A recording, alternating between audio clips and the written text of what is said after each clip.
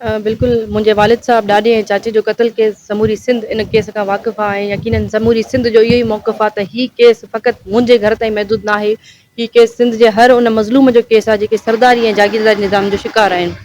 ॾिसो हिन केस में ही फाइनल मरहले में हले थो पियो ऐं हिन केस में जेके प्रोसीडिंग्स हलनि थियूं पियूं हाणे असांजो जेको वकील साहब आहे उन जा फाइनल आर्ग्यूमेंट्स हलनि था पिया। हिन में एविडेंस वग़ैरह हर शइ थी वई आहे, सॼो प्रोसीड थी चुको आहे केस। हाणे फाइनल आर्ग्यूमेंट्स खां पोइ केस जी फतवा अचणी आहे ऐं असांखे जेका तारीख़ मिली आहे उहा सुभाणे जी तारीख़ मिली आहे, छो त ही केस जीअं कंटिन्यू हले थो पियो त जज साहब जो इहो मौक़िफ़ हुयो त डे बाय डे रखी करे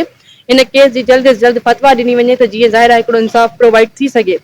पुरुमींदा आहियूं, अदालतुनि ते यकीन रखूं था, असां पुरअमन रहिया आहियूं, 3 जनाज़ा खणण खां पोइ बि असां कानून ऐं आइन जे आसिरे ते हलिया आहियूं त सिर्फ़ु इहो साबित करण जे लाइ त ही जेके अदालतूं आहिनि उहे मज़लूमनि जे लाइ दर खुलियल आहिनि ऐं असांखे यकीन आहे त इनशा इंसाफ़ प्रोवाइड करे हिकिड़ो मिसाल क़ाइमु कयो वेंदो ज़ुल्म जबर ऐं ॾाढ जे ख़िलाफ़ त ही अदालतूं जेके आहिनि उहे मज़लूमनि जूं मददगार आहिनि।